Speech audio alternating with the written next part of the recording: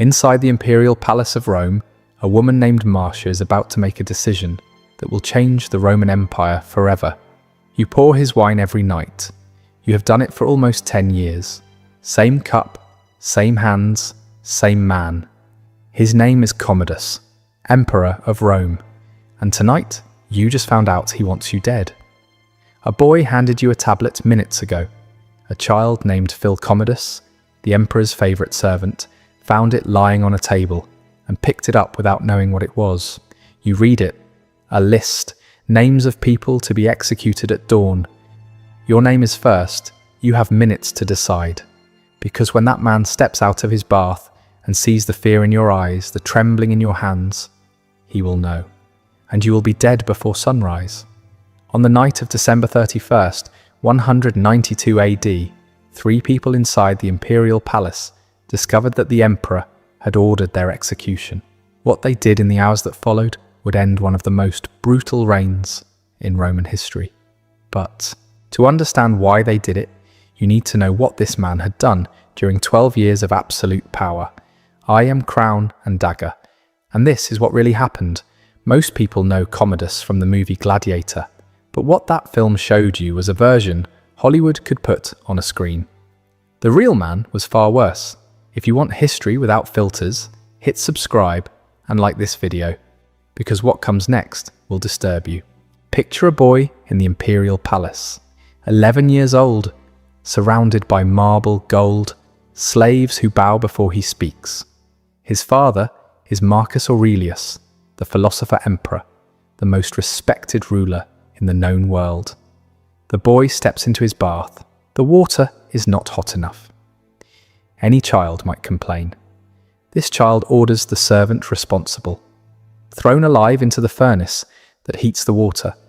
He is 11 years old, and he has just ordered a man burned alive because his bath was lukewarm. The servants know the boy does not yet have the authority to execute anyone, but they also know that one day he will, so they improvise. They place lambskins into the furnace. The wool catches fire. The fat crackles and spits. The smell of scorched flesh fills the corridor. The boy smells it.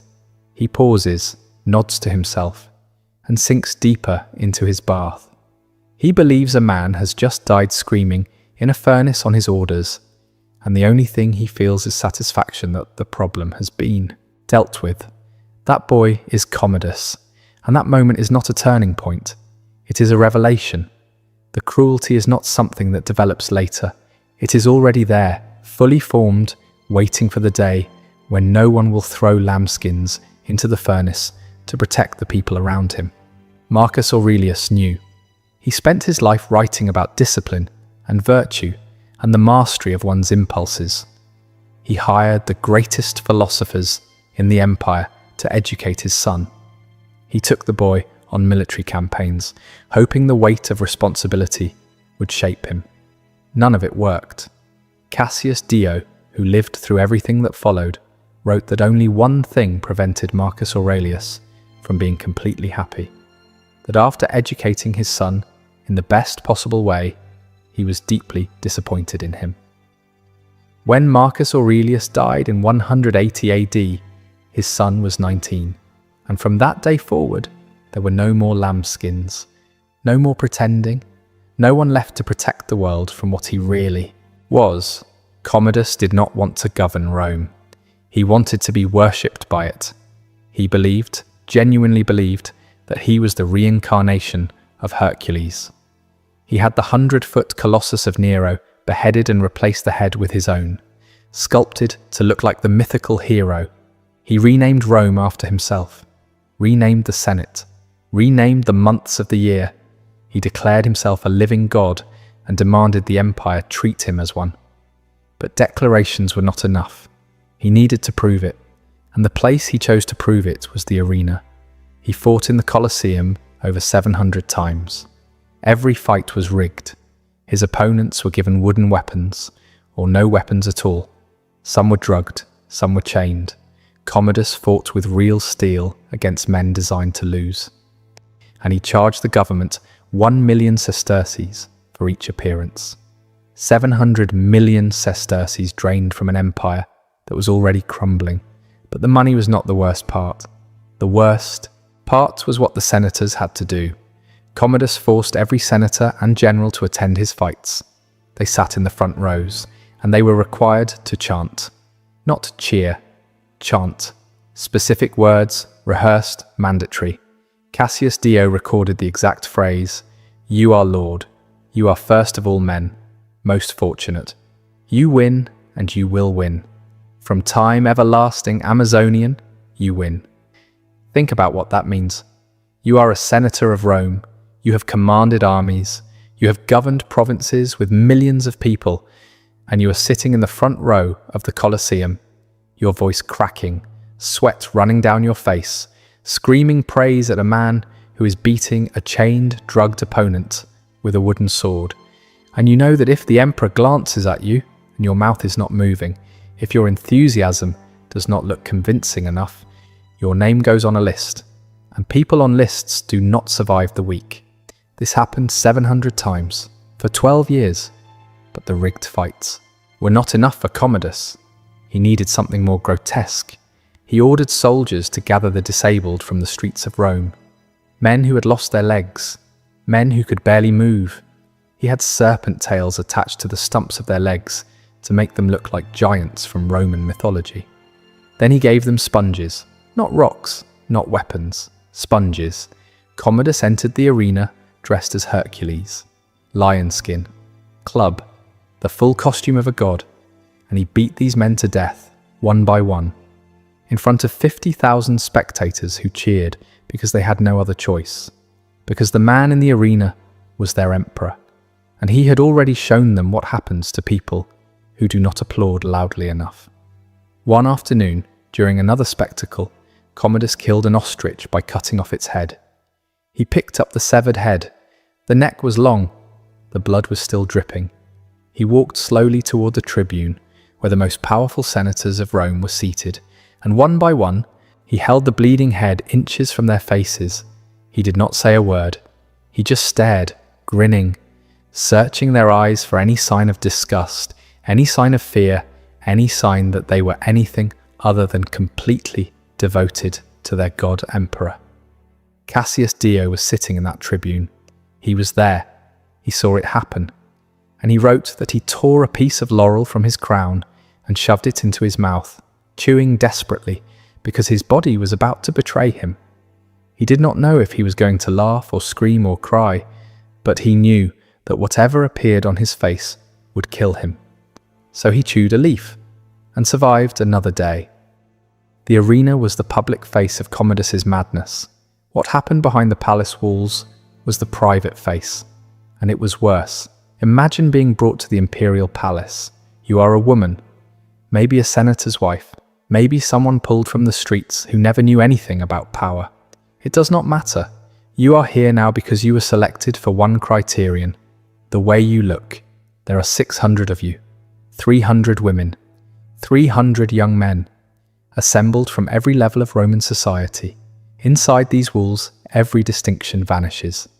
The senator's wife stands next to the woman from the streets, both wearing the same thing, both serving the same function, both property.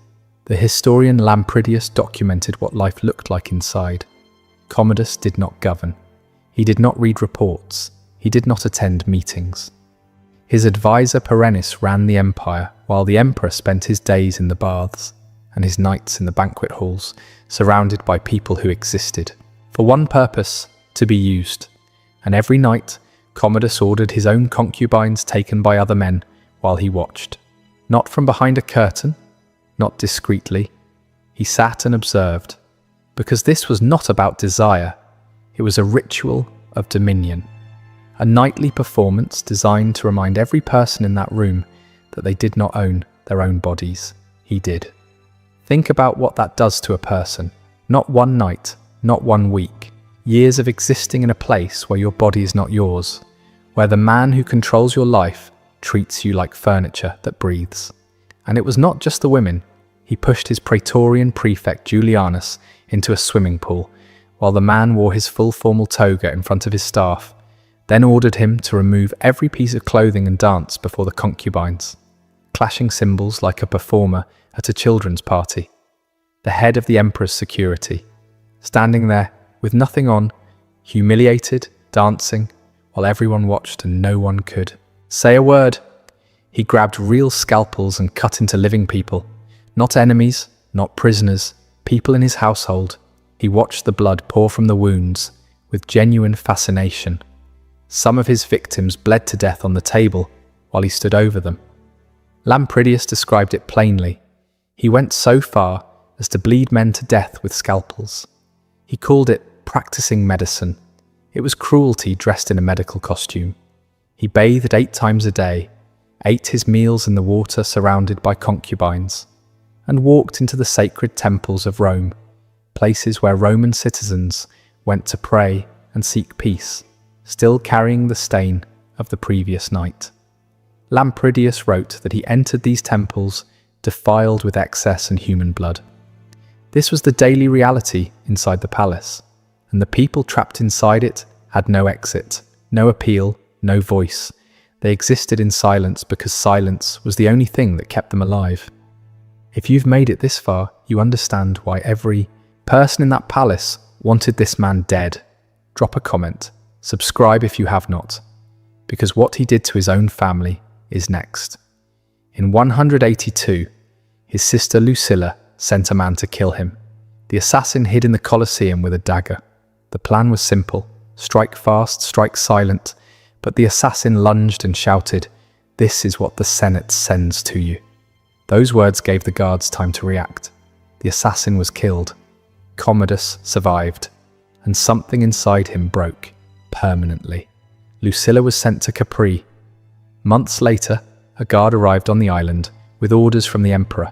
She was executed. The woman who had been Empress of Rome died alone, far from everything she had known. But killing Lucilla was not enough. Not for a man like Commodus. The Historia Augusta records what he did next. He turned to his remaining sisters, daughters of Marcus Aurelius, women raised by philosophers, women of imperial blood, and he degraded them in ways the historians described with a single word: he corrupted them.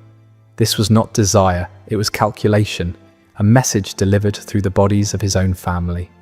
A statement to every person in Rome: there is no bond I will not break, no line I will not cross. If I will do this to my own sisters, imagine what I will do to you. Then he took a concubine and named her after his own mother, Faustina, the woman in his bed given the name of the woman who gave him life.